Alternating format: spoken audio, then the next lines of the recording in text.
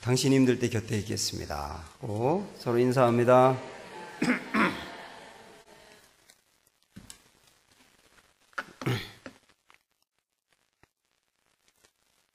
네, 한동안 옛날에 특별히 70년도 때 잘 살아보세 그 노래 많이 부르셨죠? 저도 어릴 적에 불렀던 기억이 납니다. 잘 살아보세 그러면서 다녔는데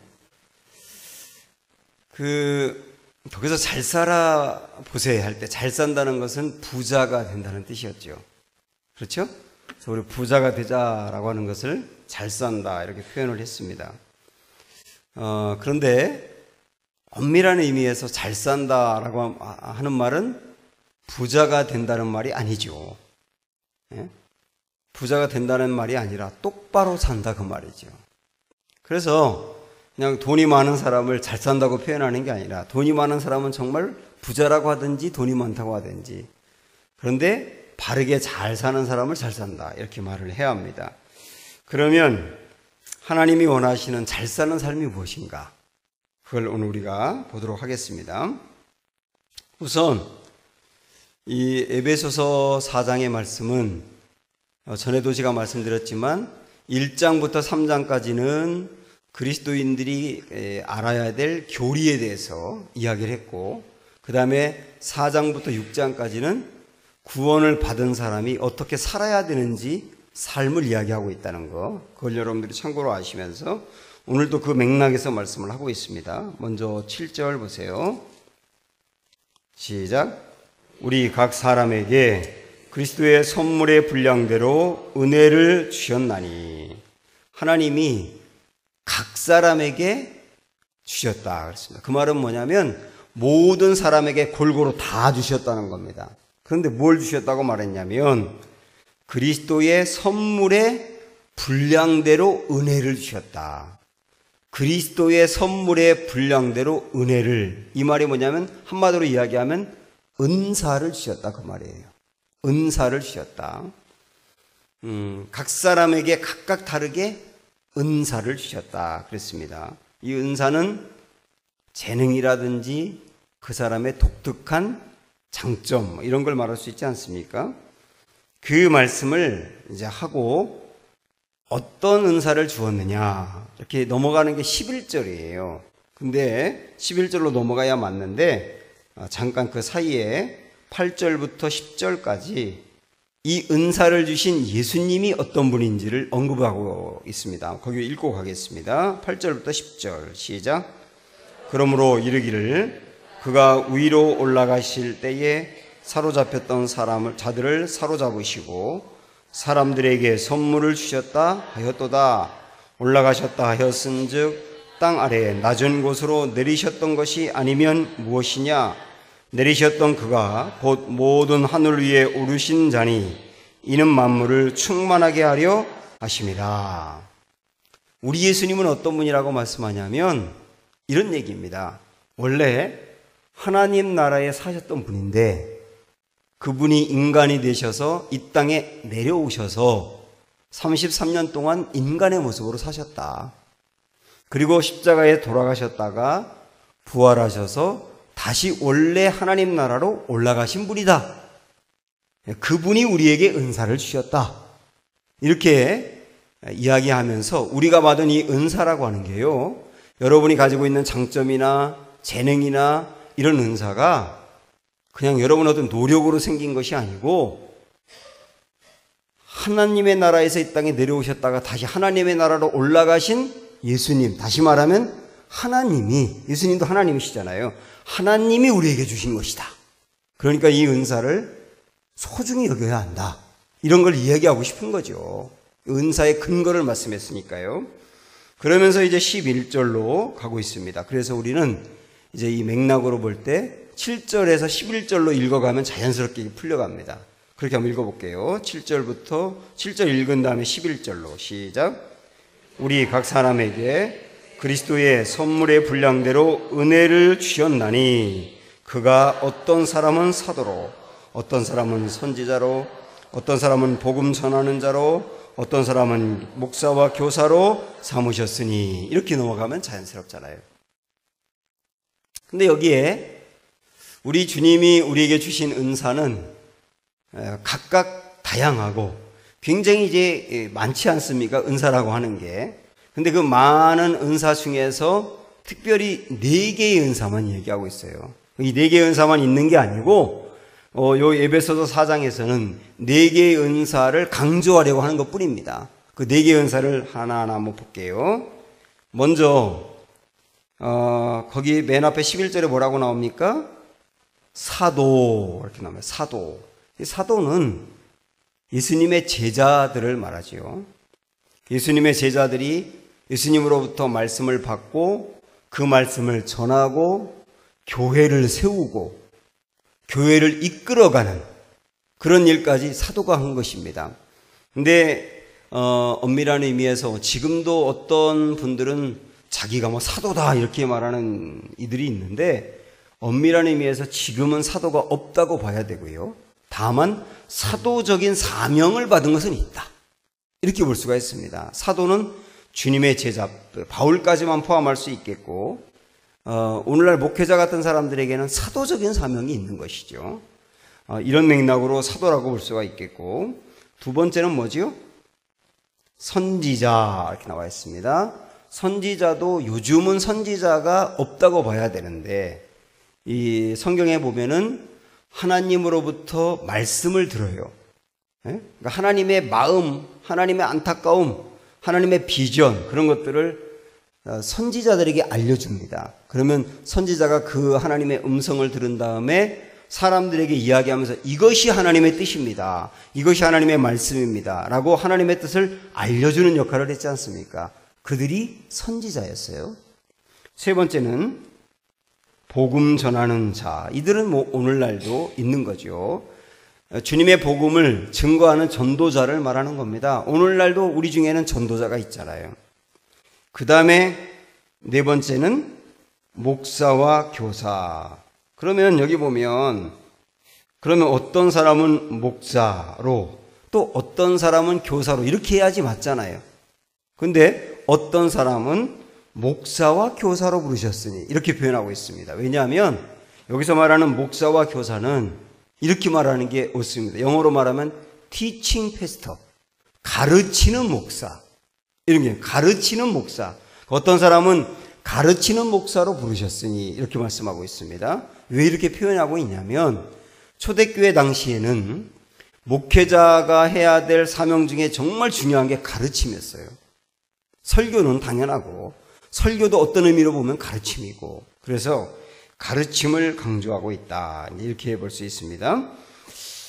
그러면 이런 은사들을 4개를 언급을 하고 있는데 이 은사들을 왜 주었느냐?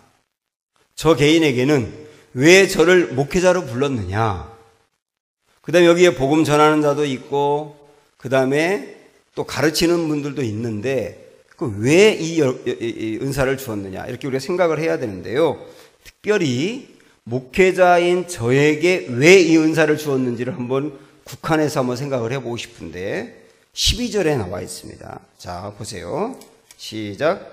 이는 성도를 온전하게 하여 봉사의 일을 하게 하며 그리스도의 몸을 세우려 하심이라. 왜 하나님이 저를 목회자가 되게 했는가? 왜 불렀다고 그랬습니까? 성도들을 온전하게 하라고. 온전하게 하라고. 그러면 성도들을 온전하게 하면 온전해진 성도들이 무슨 일을 그 다음 하라고요? 봉사의 일을 하고 또 하나는 그리스도의 몸을 세우려 함이라. 그럼 그리스도의 몸이 뭡니까? 교회지요. 교회를 세우라고. 그래서 이 말씀 이렇게 정리할 수 있습니다. 하나님이 왜 저를 목회자로 세웠는가? 성도들을 온전하게 하라고 세운 겁니다. 그러면 평신도인 여러분들은 무슨 일을 해야 하는가? 봉사의 일을 하고 교회를 세우는 일을 해야 되는 거예요. 이렇게 구분할 수가 있는 겁니다. 여러분 그동안에는 교회를 세우는 일을 목회자가 한다고 생각하셨죠? 근데 이 말씀에 보면 교회를 세우는 일을 평신도인 여러분들이 하셔야 된다 그랬어요. 예? 목회자는 교회를 세우는 일을 하도록 평신도를 온전케 하는 일입니다. 그렇게 하라고 부름을 받았다 그랬습니다. 뒤에서 온전하게 한다라고 한 게 무엇인지 무슨 뜻인지 제가 구체적으로 말씀을 드리겠습니다만은 아주 간단하게 먼저 좀 말씀을 드리면 성도를 온전하게 한다 그 말은 다르게 이야기하면 작은 예수를 만든다 이렇게 말씀드릴 수 있어요. 작은 예수를 만든다. 예수님을 닮은 성도를 만든다. 그런 성도를 만드는 게 목회자가 해야 할 일이다. 이게 아주 중요한 사명입니다. 그래서 제가 왜 우리 교회에서 그렇게 제자 훈련을 강조하는가? 그렇게 강조하는 이 더운 여름에 오늘도 이제 끝나고 나면 제자 훈련하면 거의 11시에 끝나거든요. 그러면 새벽기도 나왔다가 또 오전에 또 제자 훈련을 해야 돼요. 왜 이 더운 여름에 이렇게까지 해야 되는가? 성도를 온전하게 하라고 그랬는데 그럼 예수 그리스도를 닮아가는 게 그냥 되냐 말이에요. 그러니까 성도들을 훈련을 시켜서 원래 타고난 모습이 온전할 수는 없지 않습니까? 모든 성품은 타고난 모든 성품은 다 변화되어야 됩니다. 예? 어떤 사람은 타고난 게 조금 착할 수가 있고 어떤 사람은 조금 더 거칠 수 있는데 착하든 거칠든 전부 다 변화되어야 되거든요. 근데 그 변화가 그냥 되는 게 아니라 훈련을 철저히 받아야 되니까 말씀을 들으면서 말씀에서 이렇게 살라고 했구나. 근데 나는 이렇게 살고 있구나. 이걸 어떻게 하면 이렇게 살 수 있을까? 그러면서 나를 처복종시키기도 하고 넘어졌다면 다시 기도하면 일어나기도 하고 이런 과정들이 있어야 사람이 제자가 되어가고 온전하게 되어가니까 그래서 훈련을 시킨다 그 말입니다.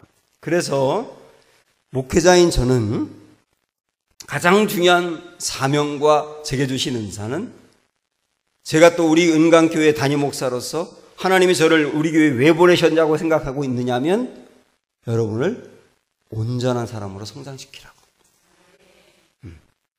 만약에 제가 이 사명을 간과한다면 저는 직무유기하는 거예요. 직무유기하는 거라고요. 그러니까 이 일은 제쳐두고 다른 일에만 더 열중해도 직무유기가 되는 겁니다. 왜냐하면 주님이 이 일을 하라고 목사로 불렀으니까. 그래서 여러분들도 온전한 분들이 되어야 되기 때문에 앞으로 여러분 제자 훈련을 꼭 받으셔야 됩니다. 아셨죠? 계속 훈련 받아 나가시면서 다듬어져 가면서 제자로 성장해 가셔야 된다 그 말이에요. 그리고 이제 이렇게 훈련을 받아가면서 그 다음에 여러분들이 해야 될 일은 봉사의 일이다 그랬습니다. 봉사의 일인데 어떤 의미로 보면은 이렇게 볼 수도 있어요. 봉사의 일을 하게 하고 그리스도의 몸을 세우려 하심이라. 이 말씀은 연결하면 봉사의 일을 함으로 인하여 그리스도의 몸인 교회가 세워진다. 이렇게 볼 수도 있단 말이죠. 그래서 여러분께서 이제 평신도로 부름을 받았기 때문에 우리 교회 안에서 역시 또 내게 주신 은사대로 봉사의 일을 하셔야 합니다. 그래서 각 사람이 각각 받은 은사대로 이분은 이 은사대로 여기서 봉사의 일을 하고 이분은 이 은사대로 여기서 봉사의 일을 하고 그 봉사의 일을 하면서 서로 비교할 필요도 없고 내게 주신 은사에만 집중하고 다른 사람은 세워주고 그러다 보면 하나님의 교회인 우리 은강교회는 건강한 교회로 세워져 간다 그런 얘기예요. 그런 일을 하라고 가르치고 훈련시키는 일은 제가 할 일이고 여러분은 그렇게 된 다음에 그런 일을 행하고 이러면 우리 은강교회는 좋은 교회로 세워지게 된다. 이게 오늘 우리 주님이 주신 말씀이지 않습니까? 그러면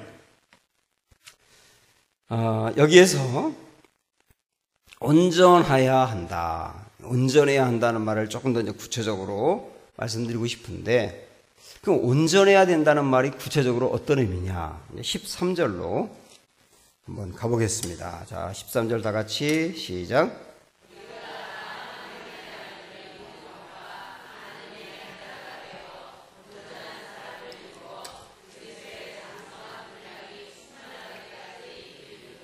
자, 이게 이제 온전하다고 하는 모습이 여기에 나와 있는 거예요.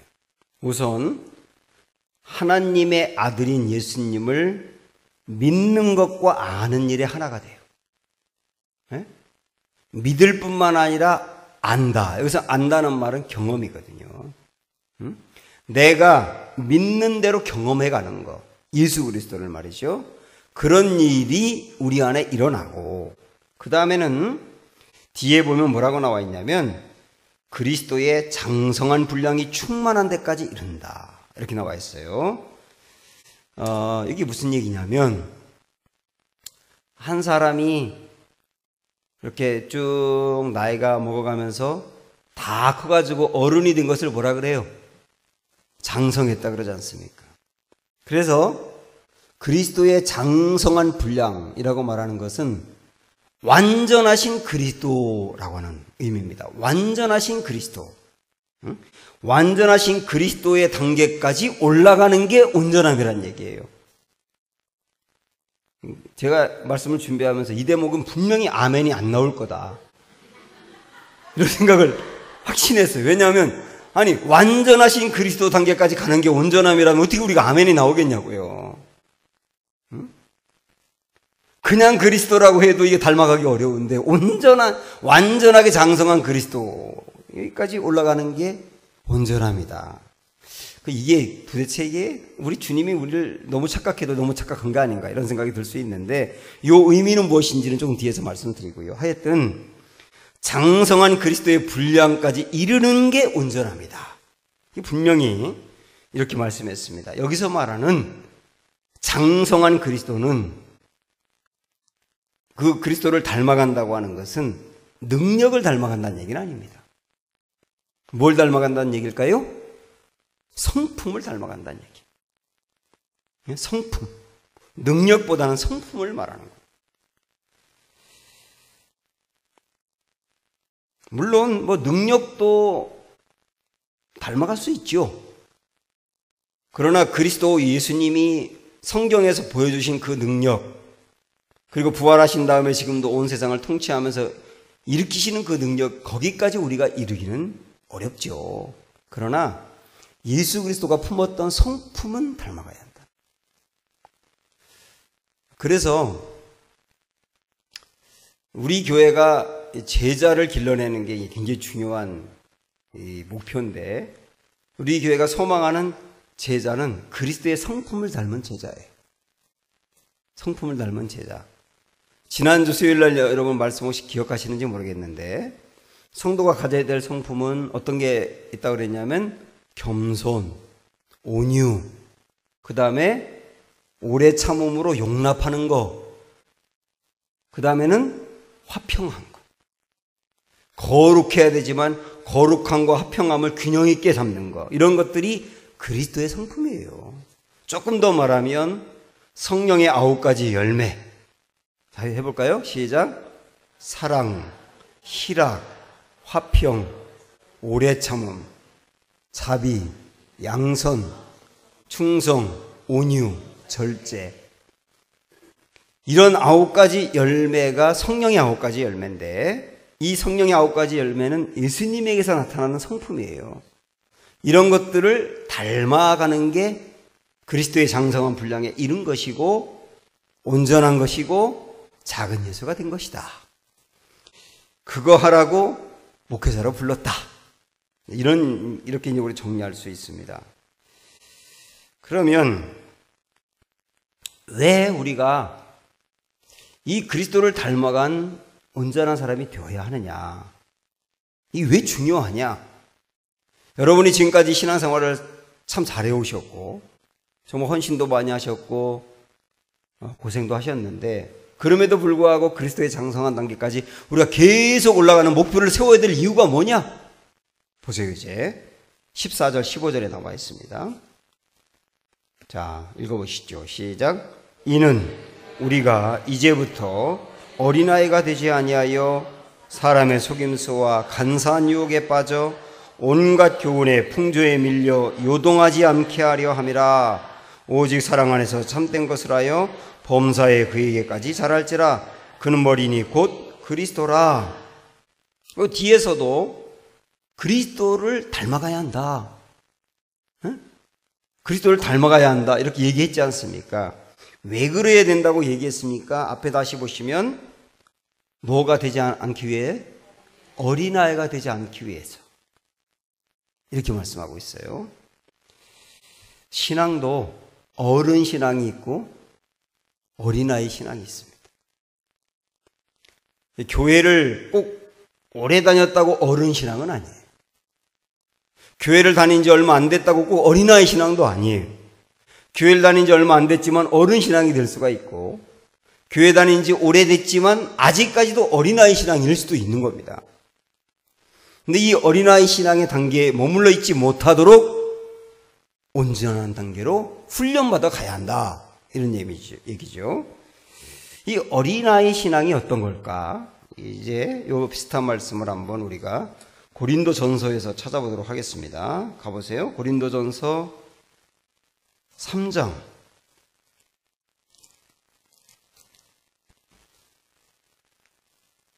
264쪽. 고린도전서 3장 2절 3절. 자, 되셨죠? 시작.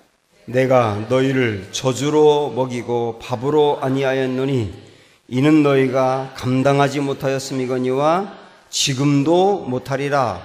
너희는 아직도 육신에 속한 자로다. 너희 가운데 시기와 분쟁이 있으니 어찌 육신에 속하여 사람을 따라 행함이 아니리요. 여기 보면 바울이 고린도 교인들을 보면서 참 안타까운 마음으로 책망을 하는 건데요. 한마디로 이야기하면 고린도 교인들이 어린아이 같다는 거예요. 고린도 교회는, 여러분 고린도 전서를 읽어보시면요, 고린도 교회는 은사가 많았습니다. 또 방언하는 사람, 예언하는 사람이 굉장히 많아서, 예언하는 사람도 얼마나 많았는지 서로가 내가 받은 예언이 진짜다, 네가 받은 예언이 진짜, 막 싸우는 이 정도로 예언이 많았고, 그거 외에도 여러 가지 많은 능력이 있었어요, 이 교회는. 그 다음에 헌신도 많이 했고요. 그런데 보세요. 방언도 하지요, 예언도 하지요, 은사가 많지요, 헌신도 하지요. 그런데 이 교인들에게 바울이 말하는 거예요. 너희 어린아이 같다는 거예요. 그러니까 은사가 꼭 많다고 어른이 아니라, 교회를 오래 다녔다고 어른이 아니라, 헌신했다고 꼭 어른이 아니라, 그 왜 어린아이라고 말하느냐? 왜 그러느냐? 보세요. 뒤에 3절 보시면 너희 가운데 시기와 분쟁이 있으니 이렇게 나와요.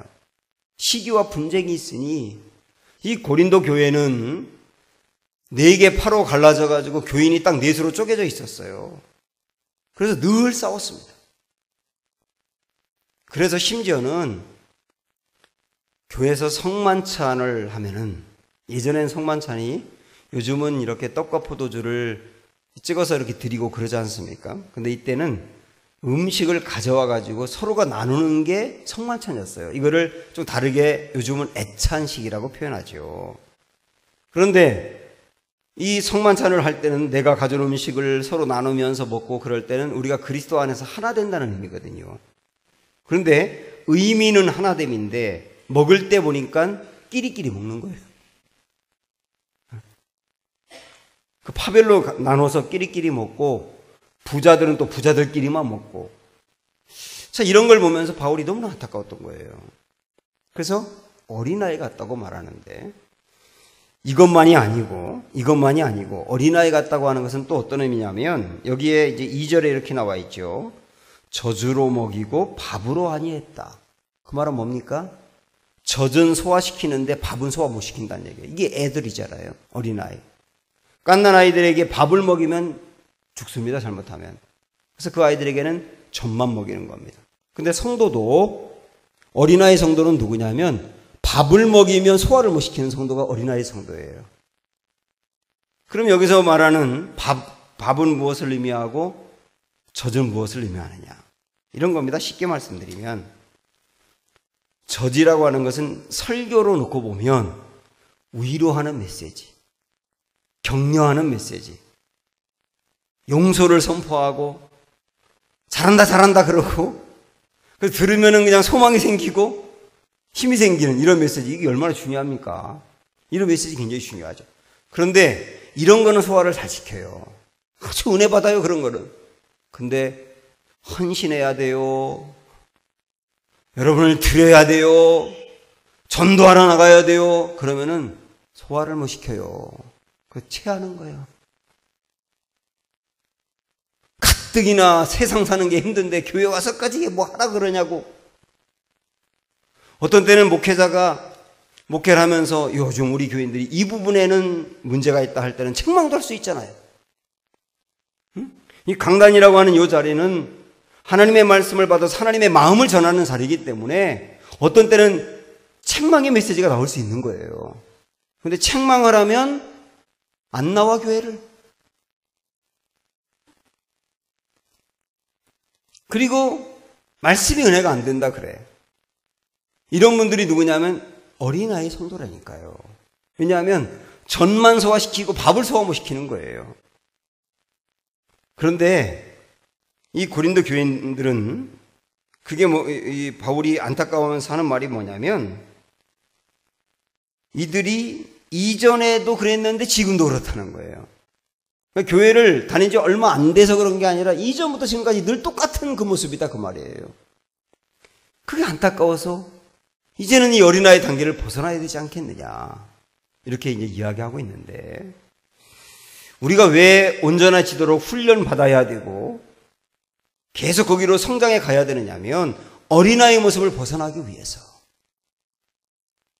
그래서 훈련이 필요하다. 이런 말씀 하는 거고요. 또 하나는 다시 이제 오늘 말씀으로 와보세요.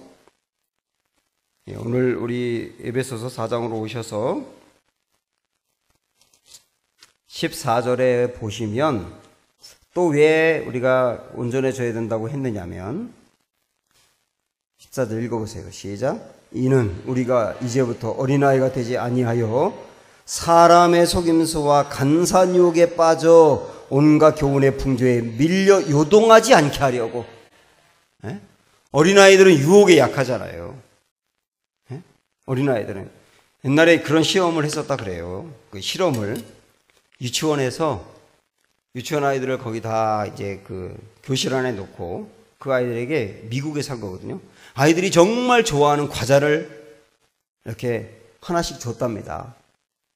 그 아이들이 그 과자만 보면 정말 참지 못할 정도로 맛있나 봐요. 그거를 딱 하나씩 주고 선생님이 뭐라 그랬냐면 너희들이 이 과자를 선생님이 올 때까지 먹지 마. 응? 먹고 싶어도 꼭 참고 먹지 마. 대신 선생님이 올 때까지 먹지 않으면 선생님이 와서 하나를 더 줄게. 그렇게 얘기하고 나갔대요. 여러분 같으면 드시겠어요? 안 드시겠어요? 그리고 나는 먹겠다 그러면 어린아이인 거예요, 이게. 그런데 실험을 하고 딱 보니까 다 먹었더라는 거예요. 조금만 참으면 하나를 더 먹는데 못 참는 거예요, 그게. 그 유혹을 못 참는 거예요. 순간적인 유혹을 못 참는다고요. 그래서 어린아이인 거예요. 그런데 우리 성도들도 유혹이 오기만 하면 여전히 넘어지고 고난이 조금만 와도 그냥 펑펑 넘어지는 이런 성도가 되면 어린아이 성도잖아요. 근데 마귀는 지금도 우리를 넘어뜨리려고 기다리고 있고 다양한 방법으로 계속 공격하고 있고 그래서 우리 인생에 유혹이 없을 때가 없고 고난이 또 많이 있다 보니까 이걸 이겨내는 성도가 되는 게 너무 중요하지 않습니까? 근데 이걸 이겨내는 성도가 어른 성도라 그 말입니다. 그래서 그냥 이겨내는 게 아니라 훈련받고 다듬어지고 성장해 가야 이겨내니까. 그래서 온전한 일에 힘써야 되고 온전하기 위해서 훈련받아야 된다. 이렇게 말씀하고 있는 겁니다. 그래서 어떤 의미로 본다면 목회자는 성도들이 신앙생활을 해가면 해갈수록 강건한 성도가 되어서 밀려오는 유혹도 이겨내고 고난도 견뎌내면서 극복해내는 이런 성도를 길러내야 이게 목회라는 것이라 그 말입니다. 그래서 훈련이 필요하다. 여기까지 쭉 말씀을 드린 겁니다. 그러면 제가 아까 잠깐 이제 그런 질문을 던졌습니다만은 그러면 우리가 정말 예수님을 닮은 단계까지 갈 수 있을까요? 어떻게 우리가 거기까지 갈 수 있을까요? 장성한 분량까지 어떻게 이룰 수 있을까요? 성품이 어떻게 거기까지 이룰 수 있을까요? 이런 고민이 있지 않습니까? 그래서 이 온전해져야 된다라고 하는 것은 어떤 의미냐면, 우선은 여러분 알고 가셔야 될 것이, 이게 성령님이 우리 가운데 역사하게 되면, 성령님이 역사하게 되면 성령님 하시는 중요한 일 중에 하나는 예수님 닮아가게 하는 일이거든요. 그래서 성령님이 내 안에서 나를 지배하고 충만하게 역사하도록 하는 것도 내가 주님을 닮아가는 길이에요. 그러면서 또 하나는 어떤 의미로 주님이 말씀을 하시는 거냐면, 예를 들어 볼게요. 혹시 아들 둘이 있는 가정이 있습니까? 여러분 중에 누가 있죠? 아들. 네, 이경수 권사님, 내가 두 아들이 있는데 예를 들어서 말씀드리는 거예요. 그렇게 되기도 또 원하고. 우리 석원 씨가 큰아들인가요? 네. 큰아들이 예를 들어서 그러는 거라고요. 예를 들어 큰아들이 권사님이 볼 때는 완벽해요. 모든 면에서. 공부도 잘해. 직장도 그보다 더 좋은 데 갈 수가 없어. 신앙생활도 잘해. 그 다음에 며느리하고 데려온 며느리가 보니까 그 며느리도 거의 완벽해. 그리고 어머니한테도 잘해. 근데 뭐 하나 정말 부족함이 없어요. 여러분 자녀가 그렇게 되시길 바랍니다. 그런 자녀를 뒀다고 생각을 해보세요. 그게 맏아들이에요. 그러면 맏아들이 그런 면에서 온전하다 그러면 엄마와 아버지의 심정은 어떤 마음이 있겠습니까? 권사님 어떤 마음이 있겠어요? 둘째도 첫째하고 똑같았으면 좋겠다. 이런 마음 있어요, 없어요? 있어요. 둘 중에 하나를 건졌으니까 그 둘째는 뭐 아무렇게 되든 상관없다. 이럴 부모는 없지 않습니까? 그렇지 않습니까? 내게 두 아들이 있다고 한다면 맏아들이 완전하다면 둘째도 맏아들처럼 되기를 원하는 마음이 당연하잖아요. 이 마음을 그대로 하나님에게 가져가 보세요. 하나님에게 맏아들은 예수님이거든요. 하나님에게 맏아들은 예수님이라고요. 그 맏아들인 예수님은 완전하신 분이세요. 온전하신 분이라고요. 그러면 우리가 예수님의 동생이지 않습니까? 영적인 측면으로 어떻게 보면. 그렇지 않습니까? 여러분에게는 오빠잖아요. 예수님이 저에게 형이고. 왜냐? 우리도 또 하나님의 아들이고 예수님도 하나님의 아들이니까 그런 측면에서는 동생 개념이 된다는 얘기죠. 그러면 우리 하나님의 마음은 뭐냐면 맏아들인 예수님처럼 우리도 그렇게 되기를 원하는 마음이 있는 거예요. 당연하지 않습니까? 그런 측면에서 온전해져야 된다는 거예요. 이게 주님의 기대다. 우리에 대한 기대다. 응? 맏아들인 예수님처럼 온전해져야 된다. 그 주님의 기대다 그 말입니다. 그 당연하지 않습니까? 만약에 여러분에게 누군가가 당신 집에 두 아이가 있다는데 두 아이에 대한 기대가 뭡니까? 그렇게 물어봤을 때 여러분이 갖고 있는 기대를 얘기할 거 아닙니까? 세상을 움직이는 애가 되게 한다든지 뭐 별별 얘기가 다 나올 거 아니에요. 그렇게 얘기하는 게 부모지. 자녀에 대한 기대가 뭡니까?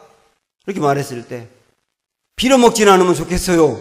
이렇게 말할 부모가 어디 있냐고요. 설령 지금은 빌어먹어도 그게 부모의 기대 아닙니까? 어느 부모나 내 자녀는 온전해지기를 원하는 거예요. 만약에 말입니다. 어떤 사람이 저한테 유목사 내가 당신 보니까 당신 글렀네. 은강교회 목사라고 하는데 은강교회 부흥되기 글렀네. 당신 보니까 글렀네. 이러면 속에서 불이 올라오겠지만 전 참을 것 같아요. 근데 만약에 유목사 당신 애들 보니까 당신 애들 글렀네. 당신 애들 앞날이 캄캄하네 글렀네. 그러면 그놈은 내가 목사고 뭐고 떠나서 그 멱살 잡고 그냥 귀퉁뱅이를 팰 겁니다. 나에 대해서 글렀다고 말하는 건 참을 수 있는데 내 자녀에 대해서 글렀다고 말하면은 목사고 나발이고 없어요. 아니 나발이라고 하네.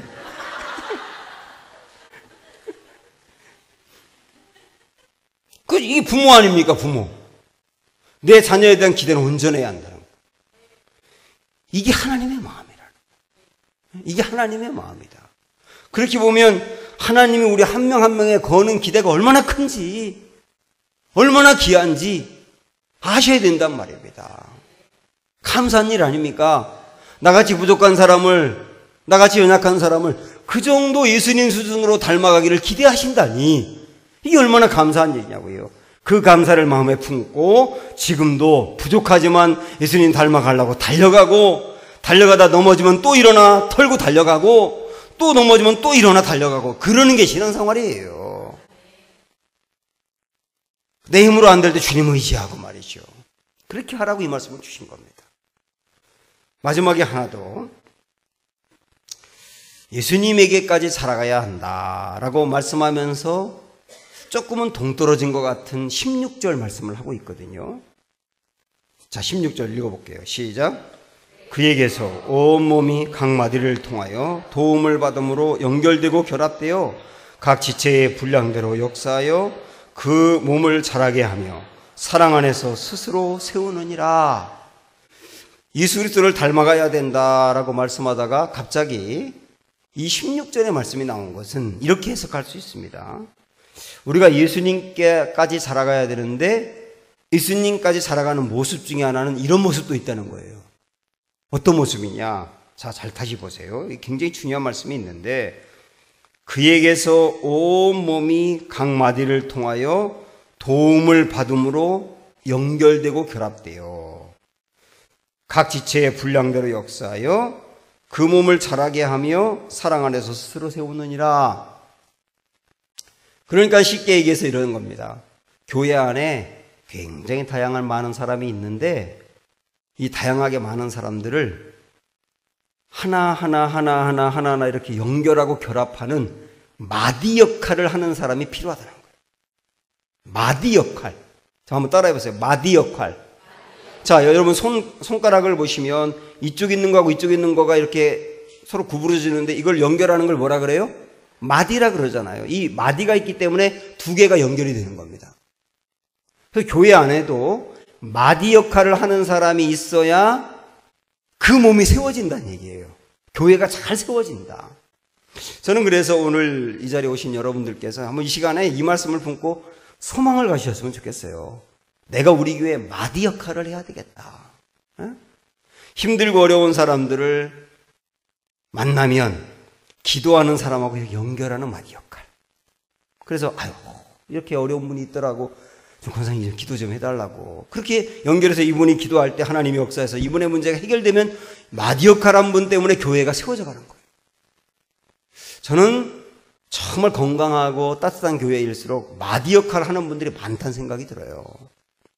제가 이전에 군목으로 사역을 할 때 한 번은 이 암에 걸린 분이 교회를 나오셨어요. 그 남편은 이제 이 준이라고 그러잖아요. 근데 준이라고 하는 직책이 있는데 그 직책을 갖고 있는 분이고 부대의 차량을 책임지고 있는 분인데 독실한 불교 신자고 부부도 똑같이 교회는 뭐 절대로 이렇게 관심이 없던 분인데 이 암 말기 거의 단계까지 와 있는 분이었어요. 그러다 보니까 너무 힘들고 어려우니까 교회 나오는 집사님 한 분이 교회 한번 나와보라고, 응? 하나님이 고쳐줄 수 있으니까 나와보라고. 그래가지고 이분이 이제 뭔가 붙잡으려고 교회 나왔어요.